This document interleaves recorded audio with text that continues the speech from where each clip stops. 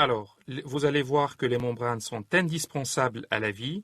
Elles constituent une frontière entre l'intérieur et l'extérieur de la cellule.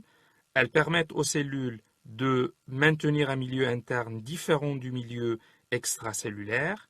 Elles possèdent une perméabilité très sélective, c'est-à-dire qu'elles ne laissent passer que certaines molécules ou ions et pas à la même vitesse. Et enfin, nous allons voir que les constituants principaux de ces membranes sont les lipides, les protéines, mais aussi les glucides.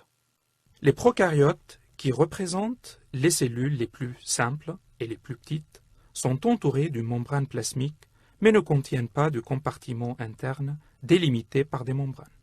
Cependant, dans les cellules des eucaryotes, les membranes séparent aussi le cytoplasme en différents compartiments, appelés organites subcellulaires. Dans le chemin de la cellule eucaryote représentée ici, vous pouvez voir la membrane plasmique qui entoure le cytoplasme, mais aussi toutes les autres membranes des organites subcellulaires. Ce qui est très intéressant, c'est que la surface totale des membranes internes des organites et des vésicules est environ 10 fois celle de la membrane plasmique, ce qui est en accord avec le rôle joué par les membranes internes dans les fonctions cellulaires. Je vais vous parler maintenant des principales fonctions de ces membranes biologiques. Ces membranes permettent la compartimentation, c'est-à-dire la séparation de l'extérieur et de l'intérieur de la cellule. Elles permettent les échanges d'informations avec d'autres cellules, comme c'est le cas des récepteurs hormonaux ou des jonctions cellulaires du type GAP. Elles permettent la régulation du transport des ions, des protéines, des sucres et des graisses. Elles permettent parfois les mouvements cellulaires comme les pseudopodes, l'endocytose, l'exocytose. Elles jouent un rôle important dans les phénomènes de reconnaissance, c'est le cas des antigènes de surface. Et enfin, elles permettent la régulation du métabolisme, c'est le cas de la transduction intracellulaire des signaux extracellulaires. Et enfin, ces membranes peuvent procurer un site pour les réactions chimiques ne pouvant pas se produire dans un environnement aqueux. Alors, l'étude par microscopie électronique de coupe membranaire très marquée à l'aide du tétroxyde d'osmium, vous savez, c'est un marqueur qui se fixe fortement au groupement polaire des têtes de phospholipides, révèle la structure en bicouche lipidique des membranes de 7 à 8 nanomètres d'épaisseur. Une coupe transversale de toutes les membranes simples marquées avec du tétroxyde d'osmium ressemble exactement à une voie ferrée, c'est-à-dire quand vous regardez au microscope, vous allez voir une structure en voie ferrée, puisque vous allez voir deux lignes sombres, fines, séparées par un espace clair et uniforme. Les membranes cellulaires sont composées principalement de 49% des lipides sous forme de phospholipides et cholestérol qui forment le squelette des membranes. Les membranes cellulaires sont composées de 43% des protéines qui déterminent la fonction unique de chaque membrane et qui sont plus ou moins attachées aux phospholipides membranaires. Et enfin, vous pouvez trouver à peu près 8% des glucides qui sont toujours sous forme de glycophospholipides et de glucoprotéines. En 1970, deux chercheurs, Singer et Nicholson, ont utilisé le terme de mosaïque fluide pour décrire à la fois la composition et le comportement dynamique des membranes biologiques. Pourquoi mosaïque? Car la composition de la membrane est très hétérogène, puisque cette membrane est composée de deux couches de phospholipides, des protéines à la surface et à travers la bicouche lipidique, des polysaccharides attachés aux lipides et aux protéines, et enfin du cholestérol qui s'intercale entre les phospholipides membranaires. Donc mosaïque parce que la composition, comme vous avez vu, de la membrane est très hétérogène, et fluide car nous allons voir en détail les phospholipides et les protéines membranaires peuvent se déplacer, peuvent se mouvoir sur le plan de la membrane. Les lipides membranaires sont des molécules particulières appelées molécules amphipathiques. Pourquoi amphipathiques? Parce qu'elles sont constituées d'une tête hydrophile, c'est-à-dire qu'elles présentent une affinité pour l'eau, tandis que leurs jambes ou queues sont constituées de deux chaînes d'acides gras hydrophobes, puisqu'elles repoussent l'eau. La propriété amphipathique des lipides membranaires est donc responsable de la structure en double couche. Le pôle hydrophobe est situé à l'intérieur de la bicouche, le pôle hydrophile à l'extérieur, en relation avec les milieux intra- et extracellulaires. Maintenant, on arrive aux acides gras, qui sont les constituants clés des lipides membranaires. Notons que les acides gras naturels possèdent un nombre pair de carbone, entre 14 et 24 atomes de carbone. Ils peuvent être saturés ou insaturés, et ça se reflète sur leur structure, puisque les acides gras saturés ont une structure linéaire, alors que les acides gras insaturés créent un coude dans la structure. Un acide gras saturé possède toujours un nom commun qui rappelle son origine. Par exemple, si je vous dis l'acide palmitique, parce que l'acide palmitique provient de l'huile de palme, l'acide arachidonique provient de l'acide d'arachide, etc. L'acide gras possède aussi un nom systématique qui rappelle sa structure, comme le nombre de carbone, d'atomes de carbone, le nombre d'insaturations, etc. De plus, à partir de dicarbone, ces acides gras sont insolubles dans l'eau et ils sont solides à température ambiante. Ici, vous voyez un exemple de la nomenclature d'un acide gras insaturé. L'exemple donné ici est celui de l'acide alpha-linolénique, qui a comme nom systématique le C18 2.3 oméga 3 ou C18 2.3 delta 9. Comment on peut construire cette nomenclature d'un acide gras insaturé? Je vous expliquais. Le C18, parce que le C18 indique le nombre d'atomes de carbone, puisqu'on a 18 atomes de carbone. Le point 3 indique, le 2.3 indique la présence de 3 doubles liaisons. Oméga 3 indique que la première double liaison se trouve sur le troisième carbone si on commence à compter à partir de l'extrémité méthyle, donc de l'extrémité bleue, et delta 9 si on choisit à compter à partir de l'extrémité carboxyle en rouge.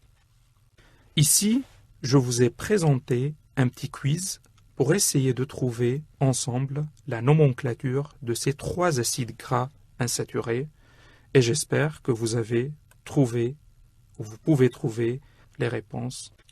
Sachez que la présence d'une double liaison est importante pour le comportement macroscopique des acides gras. En fait, les acides gras insaturés occupent un volume important dans l'espace et ils sont moins adhérents entre eux.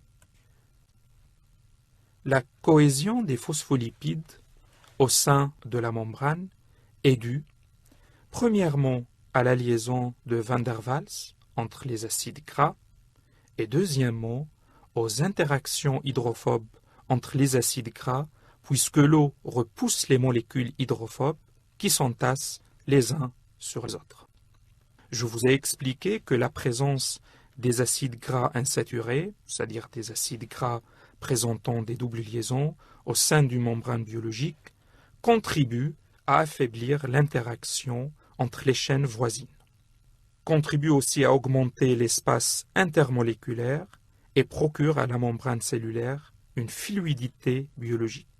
À l'inverse, la présence des acides gras saturés, donc qui ne présentent pas des doubles liaisons, se traduit par une membrane rigide, puisque l'assemblage des phospholipides membranaires sera très dense. On peut par exemple comparer des phospholipides composés des acides gras saturés à un soldat au garde-à-vous. Les acides gras de nos membranes sont d'origine alimentaire. En fonction de la saturation des acides gras que nous consommons, nous allons fabriquer des membranes cellulaires plus ou moins fluides, ce qui peut entraîner certain nombre de pathologies. Et vous savez que toujours on vous dit, nous sommes ce que nous mangeons, donc je vous conseille de manger surtout une alimentation riche en acides gras insaturés par rapport aux acides gras saturés pour former des membranes cellulaires fluides. Alors, les membranes biologiques contiennent 3 classes de lipides, les glycérophospholipides, les sphingolipides et les stéroïdes. Et nous allons étudier en détail ces 3 classes des lipides. Je commencerai par les glycérophospholipides. Donc un glycérophospholipide est composé d'un glycérol, de 2 acides gras, d'un groupement phosphate et d'un alcool. Donc pour vous montrer un exemple, un glycérophospholipide est, comme je vous ai dit, formé d'un glycérol, de 2 acides gras, dans notre cas c'est le palmitate et l'oléate, d'un groupement phosphate, et d'un groupement alcool, dans notre exemple nous avons la choline. Notons que les glycérophospholipides portent le nom des groupements alcooliques. Dans notre exemple, on a la phosphatidylcholine, puisqu'il s'agit de la choline, et donc un glycérophospholipide porte surtout le nom des groupements alcooliques. Notons qu'il y a une grande diversité des glycérophospholipides. Cette grande diversité provient d'une part de la diversité des alcools.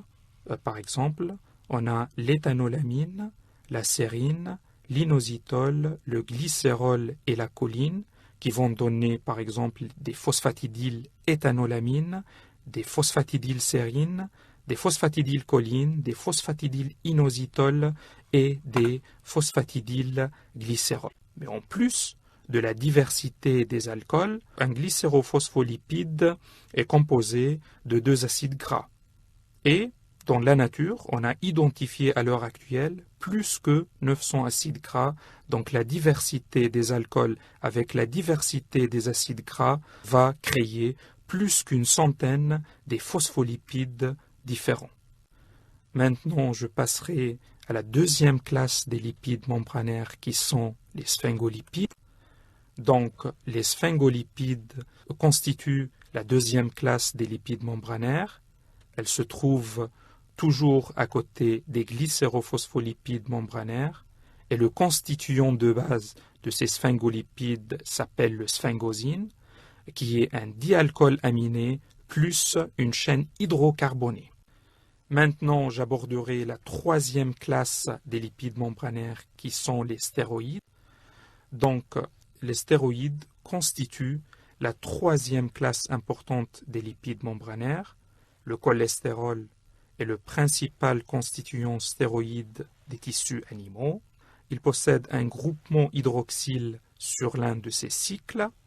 Bien que le cholestérol soit, de par sa composition, presque un hydrocarbure, il est amphipathique car son groupement hydroxyle interagit avec l'eau.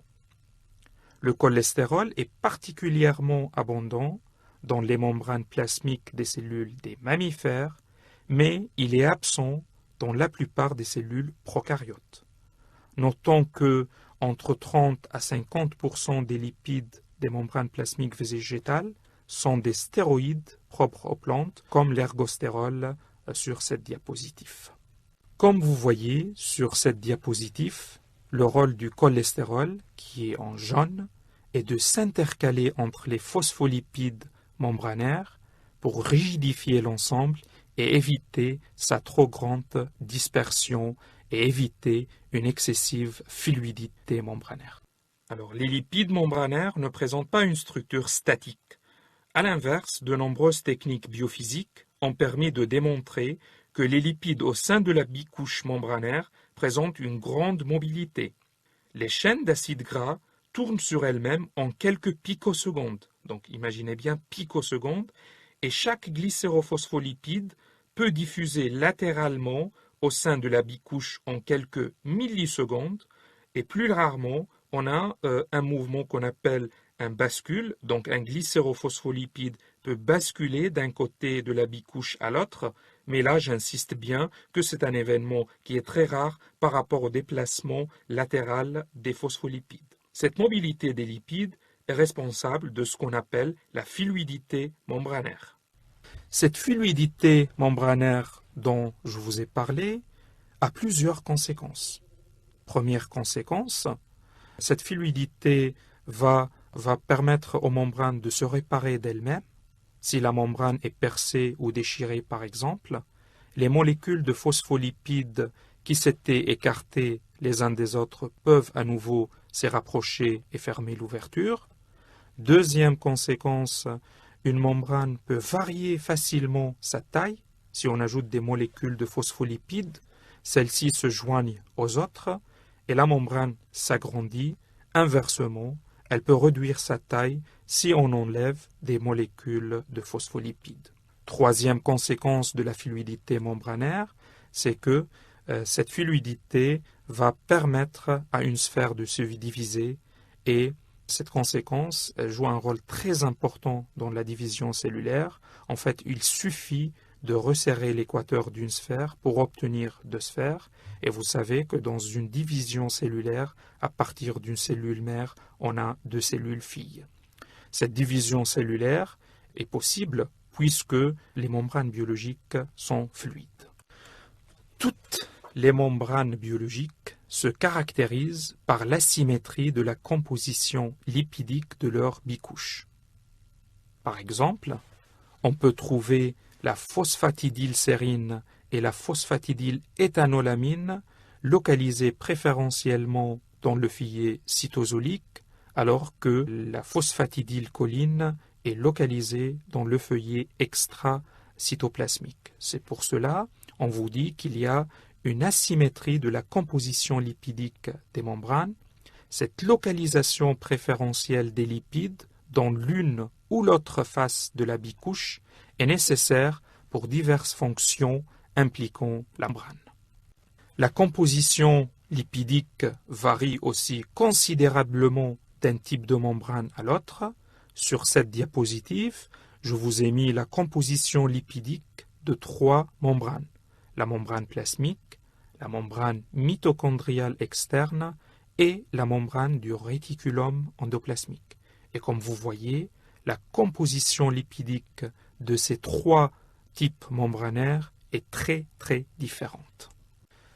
Après les lipides, les deuxièmes constituants majeurs des membranes sont les protéines. On distingue deux classes des protéines membranaires, les protéines périphériques ou extrinsèques, qui flottent comme des icebergs, si vous voulez, sur cette mer lipidique, et les protéines intégrales ou intrinsèques, qui traversent la membrane de part en part. Chacune de ces protéines a un rôle différent. Concernant les protéines intrinsèques, il faut noter que la portion transmembranaire, donc la portion qui traverse la bicouche lipidique, est formée de 20 à 25 résidus d'acides aminés hydrophobes. Cette portion transmembranaire a une structure en hélice alpha, comme vous voyez sur la diapositive, et une protéine transmembranaire peut traverser la membrane une ou plusieurs fois. Ici, je vous présente une liste de certains acides aminés hydrophobes qui rentrent dans la composition des portions transmembranaires. Au cours du séquençage d'une protéine, nous pouvons prédire une portion transmembranaire d'une protéine lorsqu'il s'agit d'une série de 20 à 25 résidus d'acides aminés hydrophobes. Sur cette diapositive, je vous ai présenté deux exemples des protéines intrinsèques. Et comme vous voyez, la protéine intrinsèque peut traverser la membrane une seule fois, c'est le cas de la glycophorine, ou plusieurs fois, comme le cas de la protéine de la bande 3 qui comporte 14 hélices alpha transmembranaires et donc traverse la membrane cytoplasmique 14 fois. Si les protéines intrinsèques traversent la membrane, comment les protéines extrinsèques sont associées à cette membrane? En fait, les protéines extrinsèques peuvent être associées à la membrane par des interactions électrostatiques ou par des encres lipidiques, où on peut trouver 3 types d'ancrage lipidique, la prénylation, l'acylation et l'encre GPI pour glycosyl phosphatidyl inositol. Comme pour les lipides, les protéines membranaires sont capables de se déplacer latéralement, ce qu'on appelle la diffusion latérale, dans la membrane cellulaire.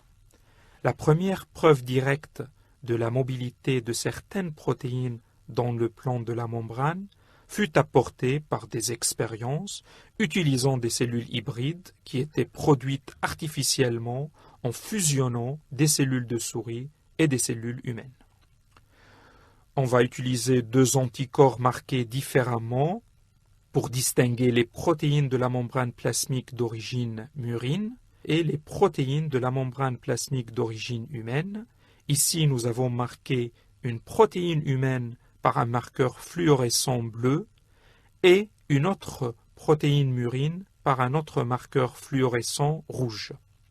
Nous avons remarqué qu'après une incubation de 40 minutes à 37 degrés de ces 2 cellules humaines et murines, nous avons obtenu une cellule hybride avec les 2 types de protéines qui se sont intermêlées, et ça c'est une preuve directe de la mobilité latérale des protéines membranaires. Nous arrivons maintenant aux glucides membranaires qui constituent les 3e constituants membranaires. Les glucides des membranes sont toujours liés aux protéines et aux lipides membranaires pour former les glycolipides et les glycoprotéines. Les glycolipides et les glycoprotéines se trouvent toujours dans la moitié externe de la couche lipidique et donc jamais au niveau de la moitié cytosolique et appartient également au glycocalyx. Donc, c'est quoi la glycocalyx? La glycocalyx, c'est cette zone péricellulaire que vous voyez sur la diapositive, riche en glucides et qui joue un rôle très important dans les processus de reconnaissance cellulaire, dans les processus de la protection des cellules contre les agressions mécaniques, comme le flux sanguin, des agressions chimiques, comme l'acidité gastrique, et enfin des agressions enzymatiques, comme l'action des protéases. De plus, les glucides membranaires jouent un rôle très important dans la diversité des groupes sanguins. Pour rappel, le groupe sanguin 1 possède les anticorps anti-B et un antigène A. Le groupe sanguin B possède des anticorps anti-A et un antigène B. Le groupe sanguin AB, qu'on appelle le receveur universel, possède les 2 antigènes A et B et aucun anticorps. Et enfin, le groupe sanguin O, qui est le donneur universel, possède 2 anticorps et pas d'antigène. Eh bien, tout simplement, c'est la nature des glucides membranaires qui va déterminer les antigènes des groupes sanguins. Par exemple, la présence du résidu N-acétylgalactosamine ou NAGA donne l'antigène A et donc le groupe sanguin A, alors que le résidu galactose ou GAL donne l'antigène B ou le groupe sanguin B.